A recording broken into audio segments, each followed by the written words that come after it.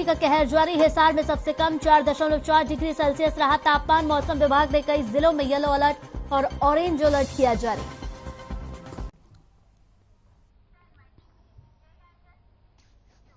नमस्कार, हर खबर हरियाणा में आपका स्वागत है। आपके साथ हाजिर हूं मैं कंचन। देश में कोरोना का कहर लगातार जारी है, जिसके चलते देश में एक दिन में 1,32,000 से ज्यादा केस सामने आए हैं, जबकि 1,38,000 से ज्यादा लोग कोरोना से ठीक भी हुए हैं।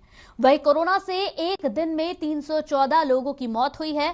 फिलहाल देश में 15,50,377 केस एक्टिव हैं और अब तक कोरोना के चलते 4,86,000 से ज्यादा लोगों की मौत हो चुकी है।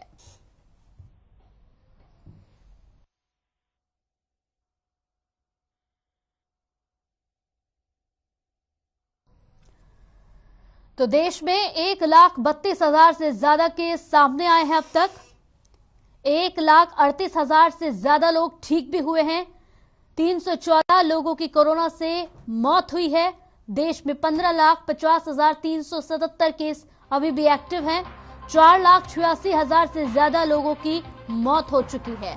तो ग्राफिक्स के माध्यम से ये जो खास बातें हैं वो हमने आपको ये अहम जानकारी दी है। देश में कोरोना का कहर लगातार जारी है। 314 लोगों की कोरोना से मौत हो चुकी है। देश में 15,50,377 केस अभी भी हालांकि एक्टिव हैं। 4,86,000 से ज्यादा लोगों की मौत हो चुकी है देश में।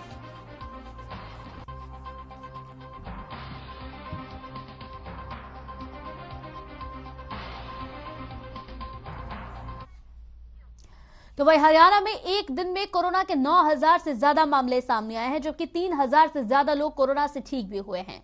वहीं 7 लोगों की कोरोना से मौत हुई है। फिलहाल राज्य में 46,000 से ज्यादा केस एक्टिव हैं।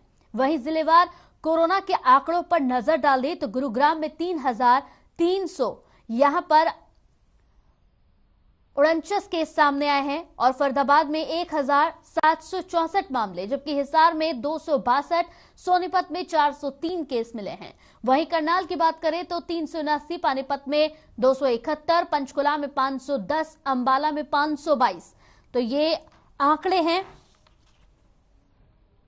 तो हरियाणा में एक दिन में कोरोना के 9,000 से ज्यादा मामले सामने आ चुके हैं, जबकि 3,000 से ज्यादा लोग कोरोना से ठीक भी हुए हैं। 7 लोगों की कोरोना से मौत हुई है। फिलहाल राज्य में 46,000 से ज्यादा केस एक्टिव हैं। ग्राफिक्स के माध्यम से हम आपको कुछ खास और अहम जानकारी दे रहे हैं। 3,000 से ज्यादा लोग कोरोना से ठीक हुए हैं। हालांकि 7 लोगों की कोरोना से मौत हुई है। राज्य की बात कर ले तो राज्य में 46,000 से ज्यादा केस एक्टिव हैं। गुरुग्राम में 3,300 यहां पर 49 केस सामने आए हैं। वहीं फरीदाबाद में 1,764 मामले अभी तक सामने आए हैं। वहीं हिसार की बात करें तो 262, सोनीपत में 403 केस मिले हैं। करनाल में 300 यहां पर 79, पानीपत में 271, पंचकुला में 510, अंबाला में 522। सिरसा की बात कर ले 148 केस, रोहतक में 239 केस, यमुनानगर में 199 केस और कुरुक्षेत्र की बात करें तो 172 केस सामने आए हैं। 9,000 से ज्यादा मामले सामने आ चुके हैं। तो एक बार फिर से ये अहम बातें हम आपको दिखा रहे हैं ग्राफिक्स के माध्यम से। हरियाणा में कोरोना की किस तरह से मार है। 7 लोगों की कोरोना से मौत हो चुकी है। राज्य में 46,000 से ज्यादा एक्टिव केस हैं।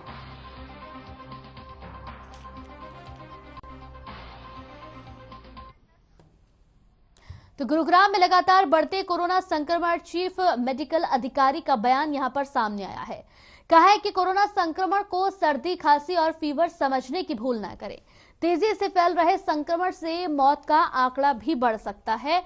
साथ ही कहा है कि किसी भी शख्स को संक्रमण के लक्षण दिखाई दे तो जिला प्रशासन की ओर से जारी किए गए नंबरों पर तुरंत जानकारी लें।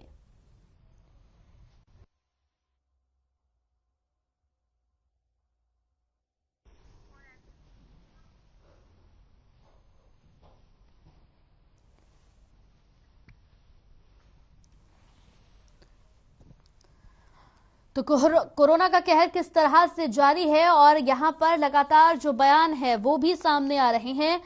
कोरोना संक्रमण पर चीफ मेडिकल अधिकारी का बयान यहां पर सामने आया है। उन्होंने साफ तौर पर कहा है कि नॉर्मल यहां पर सर्दी खांसी ना समझे इसे, मौत का आंकड़ा भी बढ़ सकता है इससे।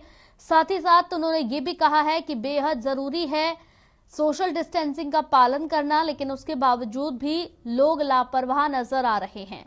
तस्वीरें जरा देखिए आप, बाजारों का आलम इसी तरीके से है।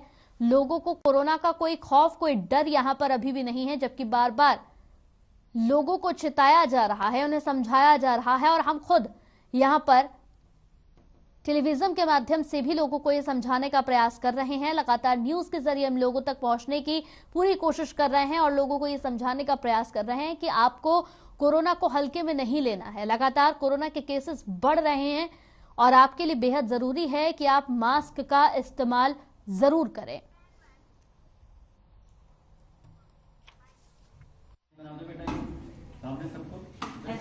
देश में जिस तरह से इजाफा हुआ है और पॉजिटिविटी ऑलमोस्ट पूरी कंट्री की 15% के आसपास है, हमने भी ऑलमोस्ट कोविड केसेस में इजाफा देखा है और गुड़गांव की पॉजिटिविटी भी 20% या उससे अधिक नोट करी जा रही है और 3000 के आसपास केस हैं। संभवतः आज 4000 से भी ज्यादा केस रिपोर्ट किए जा सकते हैं। ओमिक्रॉन की जो वेरिएंट है, इसकी प्रेवलेंस है, एनसीडीसी ने भी बताया है, ज्यादातर केसेस अब माइल्ड वेरिएंट जो हैं इसी के हैं और इसका जो फैलने की जो शक्ति है, या वो कहूँ 3 से 5 गुना है पिछले वेरिएंट के मुकाबले। तो संभवतः हम केसेस में काफी इजाफा देख रहे हैं और देखेंगे। आने वाले दिनों में हो सकता है केस 5000 से भी ज्यादा रिपोर्ट करें।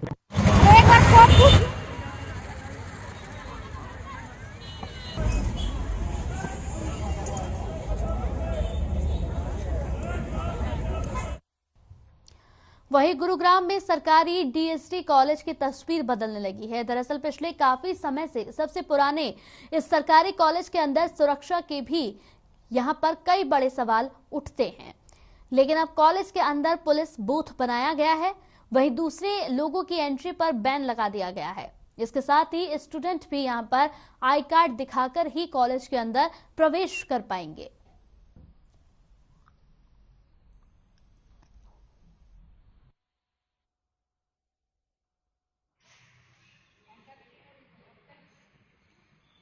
मैंने जो है ना तो अपने स्टाफ को साथ लिया और कॉलेज काउंसिल को साथ लिया, सभी से बात की कि इस महाविद्यालय की प्रोग्रेस के लिए कौन कौन से कार्य इम्पोर्टेंट हैं और उनको 1 बाय 1 स्टाफ के सहयोग से टेकअप किया गया, जिसके अंदर हमने चार लैब बनवाई।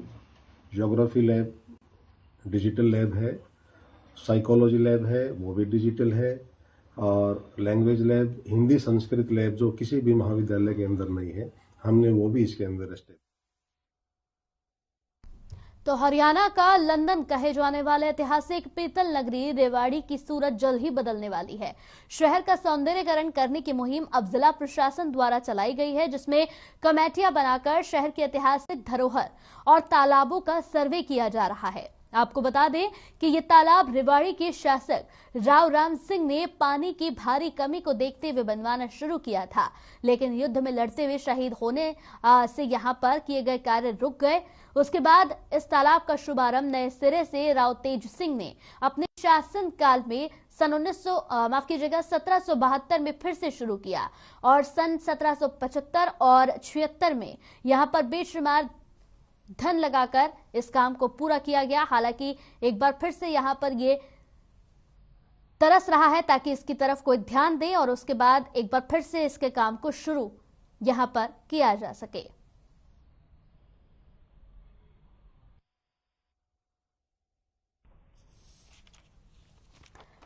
तो हरियाणा का लंदन कहा जाने वाला ऐतिहासिक पीतल नगरी रेवाड़ी की सूरत अब जल्द ही बदलने वाली है। शहर का सौंदर्यीकरण करने की मुहिम जिला प्रशासन द्वारा चला दी गई है, जिसमें कमेटियां बनाई गई हैं और कमेटियां बनाकर शहर के ऐतिहासिक धरोहर और तालाबों का लगातार सर्वे किया जा रहा है। बताते चले कि ये तालाब रेवाड़ी के शासक राव राम सिंह ने पानी की भारी कमी को देखते हुए बनवाना शुरू किया था। हालांकि युद्ध में लड़ते हुए वो शहीद हो गए और उसके बाद ये तमाम कार्य रुक गए। उसके बाद इस तालाब का शुभारंभ नए सिरे से राव तेज सिंह ने अपने शासनकाल यानी कि 1772 में फिर से शुरू किया और सन 1775 और 76 में बेशुमार धन लगाकर इस काम को पूरा किया गया, लेकिन उसके बावजूद भी यहां पर किसी तरह से कोई भी शुरुआत नहीं हुई। हालांकि एक बार फिर से अब इन तालाबों का, इन धरोहरों का सर्वे किया जा रहा है ताकि सौंदर्यीकरण किया जा सके और नया रूप दिया जा सके।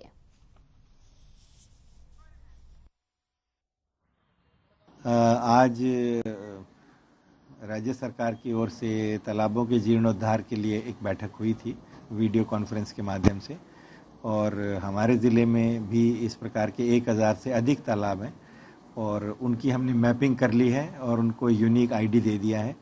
और कुछ उसमें से एनक्रोच्ड हैं 10-12, उनकी एनक्रोचमेंट हटाने का प्रक्रिया अब की जाएगी और बाकियों में उनको जीर्णोद्धार उनका किया जाएगा जिनकी कंडीशन ठीक नहीं है।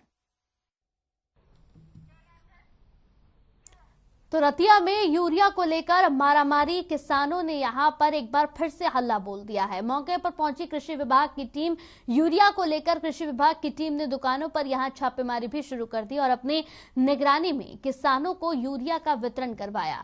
दुकानों में यूरिया वितरण को लेकर यहां पर अनियमितताएं पाए जाने पर कृषि विभाग की टीम ने दुकानदार के खिलाफ कार्रवाई भी यहां पर शुरू कर दी।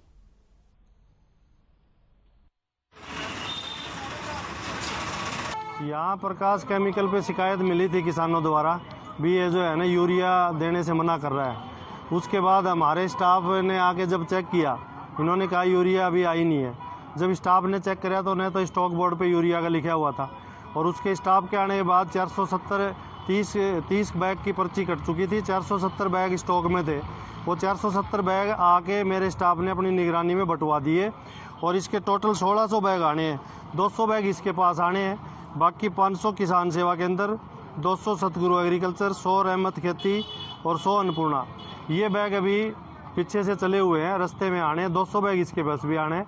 और मैंने जो स्टॉक बोर्ड जो इसका अपडेट नहीं था, कोई जो कमियां थी वो लिखित रूप में ले लिया है। इसकी कार्रवाई के लिए हम उप कृषि निदेशक को लिख के दे देंगे।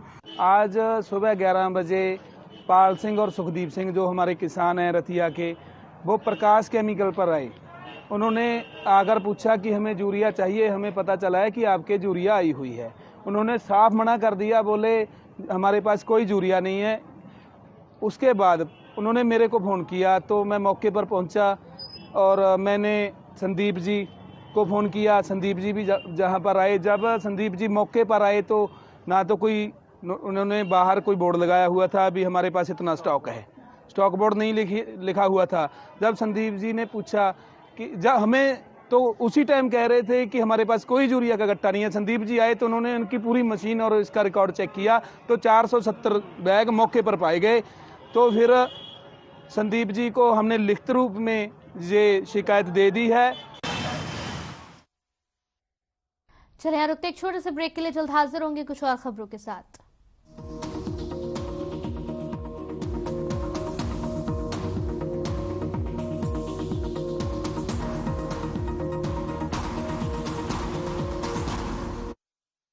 पंजाब है जसप्रीत का ठिकाना, मुंबई है आदर्श का आशियाना, केरल का गोविंद निवासी, कोलकाता में जन्मे है काशी। हर हिंदुस्तानी की शान, ARB बियरिंग्स जोड़े सारा हिंदुस्तान। निरमा शुद्ध नमक कहीं से खरीद के रिफाइन किया गया नमक नहीं, ये पानी से पैक तक का सफर तय करता है निरमा के अपने 30,000 एकड़ के प्लांट में आधुनिक वैक्यूम इवेपोरेशन मेथड से, इसलिए इसमें अशुद्धि। Hey mom, hey, look, I can download a song really fast. I can make dosas faster. Must be joking. Bus, 3 easy steps. Mix with water, spread batter, fry. गाना download हुआ? नहीं, पर तब तक मैं इडली बनाती हूँ। हमने बनाया किड्स।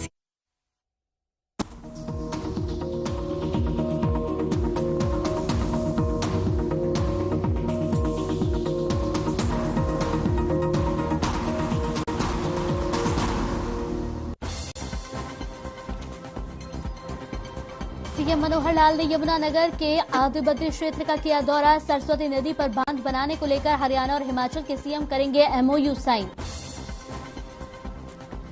प्रदेश में लागू हुआ निजी संस्थानों में 75% आरक्षण, 30,000 रुपए तक की नौकरी में मिलेगी छूट, हरियाणा के युवाओं को मिलेगा फायदा।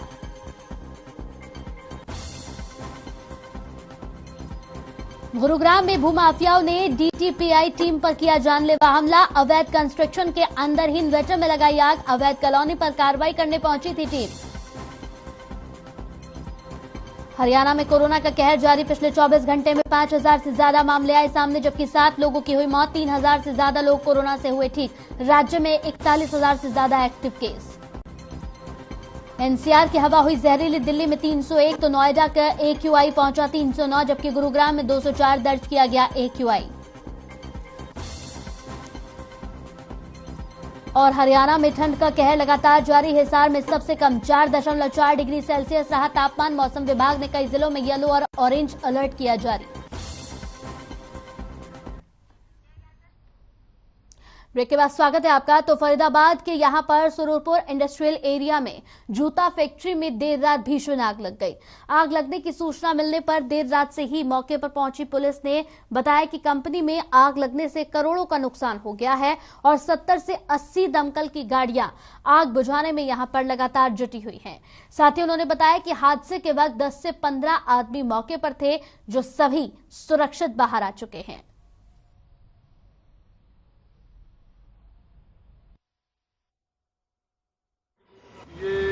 मेरे मित्र हैं जो मालिक है रमेश सिंह, उनकी कंपनी है जी। यहाँ जूते बनते थे जी।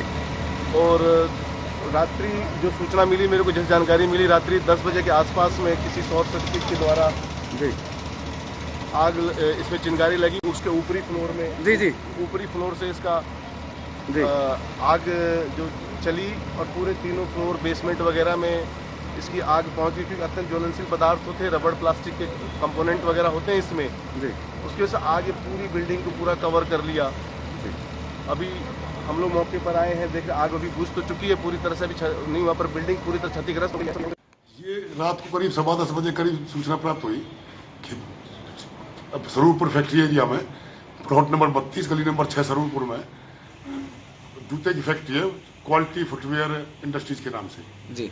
उसमें अपना शॉर्ट सर्किट की वजह से आग लग गई, जिसमें रात से मौके पर थे और लगातार आग को काबू किया जा रहा है, लेकिन अभी तक आग बुझी नहीं है। तो सर करीब 70-80 गाड़ियां अभी तक फायर ब्रिगेड लग चुकी हैं। देखो शाम तक शायद उम्मीद है कि शायद शाम तक काबू पा लेंगे। तो वहीं गुरुग्राम में भूमाफियाओं ने डीटीपीआई और यहां पर एस बाट और उनकी टीम पर जानलेवा हमला कर दिया। दरअसल डीटीपीआई की टीम अवैध निर्माण पर लगातार पीला पंजा चलाने की कार्रवाई कर रही है, जिसके चलते टीम अवैध कॉलोनी पर कार्रवाई करने पहुंची थी। इसी दौरान यहां पर रिठौज रोड पर रास्ता रोककर भूमाफियाओं ने टीम पर हमला कर दिया। इतना ही नहीं बल्कि भूमाफियाओं ने अवैध कंस्ट्रक्शन के अंदर ही इन्वर्टर में आग भी लगा दी।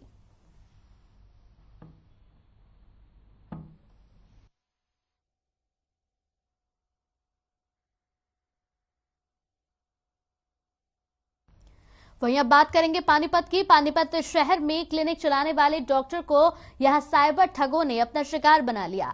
ठगों ने यहां पर बैंक कर्मी बनकर डॉक्टर को अपनी बातों के जाल में फंसाकर ठगी का शिकार बना लिया। ठगियों ने डॉक्टर से बैंक में गड़बड़ी बताकर दस्तावेज आदि की व्हाट्सएप पर यहां मांग की। उसके बाद मोबाइल पर OTP भेजकर ट्रांजैक्शन कर लाखों रुपए निकाल लिए और आगे यहां पर आश्वासन दिया कि जल्द ही आपके खाते में पैसे आ जाएंगे। बहरहाल पुलिस मामले को लेकर गहनता से जांच करने में जुट गई है। अब देखना होगा कि पुलिस साइबर ठगों तक किस तरह से पहुंच पाती है या फिर ये मामला भी ठंडे बस्ते में पहुंच जाएगा।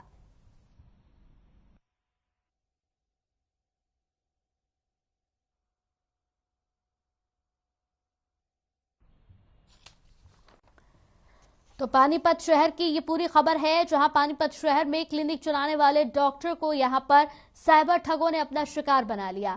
डॉक्टर से यहां फोन पर बातचीत की, अपने आप को बैंक कर्मी बताया और बैंक कर्मी बताने के बाद व्हाट्सएप पर उनके बैंक के दस्तावेज मंगा लिए। उसके बाद OTP उनको भेजकर OTP मंगा लिया और लाखों की ठगी को अंजाम दिया।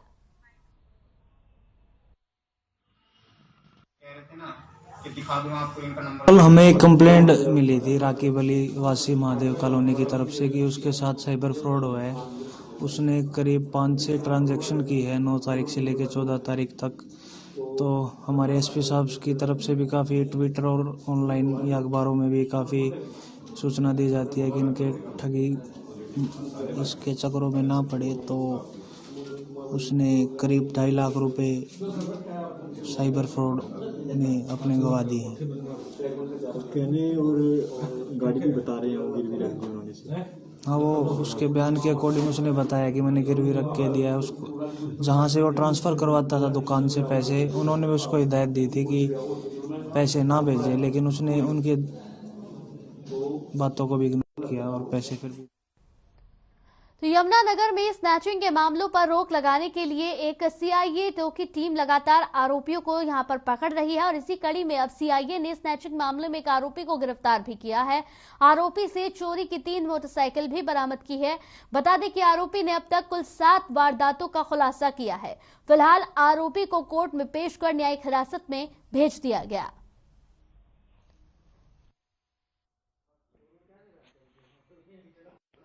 निवासी अजय कुमार को इंडस्ट्री एरिया से मोटरसाइकिल चोरी सहित गिरफ्तार किया है, जिससे चेन स्नैचिंग की 4 वारदातें और मोटरसाइकिल चोरी की 3 वारदातें ट्रेस हुई है। और जो ये युवक पहले मोटरसाइकिल चोरी करके उसके बाद चेन स्नैचिंग की वारदात करता था और बुजुर्ग महिलाओं के साथ ज्यादातर वारदात है, अकेला ही वारदात को अंजाम देता था। खबर महेंद्रगढ़ की है। महेंद्रगढ़ के गांव सहलंग में ये बस स्टैंड पर एक अध्यापक का शव मिलने से हड़कंप मच गया। इन्वेस्टिगेशन ऑफिसर राकेश ने बताया कि मृतक की पहचान जसवंत सिंह के रूप में हुई है, जो यहां पर सहलंग का निवासी है। मृतक के पिताजी रामनिवास की शिकायत पर यह पूरा मामला दर्ज कर लिया गया है और शव को पोस्टमार्टम के लिए भेज दिया गया है।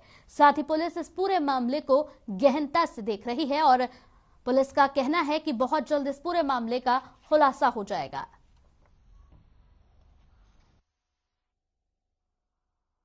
मेरे 2 लड़के हैं, ये टीचर था, बड़ा लड़का ये गुड़गांव स्कूल में वो कर रहा। घर से कल चला गया था किसी काम के लिए, बोला मैं काम के लिए जा रहा हूँ। वो फोन भी नहीं ले गया था, फोन भी वहीं पर लगाया हुआ था। फिर उसके बाद मेरे को शाम को मैं तलाश के मेरे को नहीं आया क्या बात काम के लिए, तो शाम को मैं गया तो मेरे को मिला नहीं कहीं बस स्टैंड पे। सुबह मैंने वो सुबह किसी ने आके खबर दिया मेरे को, भैया आपका लड़का वहाँ पड़ा हुआ है। का नाम है जसवंत सिंह, सन ऑफ रामनिवास, वासी है सेणंग। आज सुबह लगभग 7:30 बजे एमएचसी थाना ने मेरे को बताया कि एक डेड बॉडी सेणंग बस अड्डा पर पड़ी हुई है, कार्रवाई के लिए जाओ। तो मैं वहाँ पीसीआर लेके पहुँचा तो वहाँ मृत अवस्था में डेड बॉडी मिली। उसका पिताजी मिले, रामनिवास ने दरखास्त लिखी थी। 174 कार्रवाई हम कर रहे हैं। पोस्टमार्टम के लिए डेड बॉडी मैंने भेज दिया।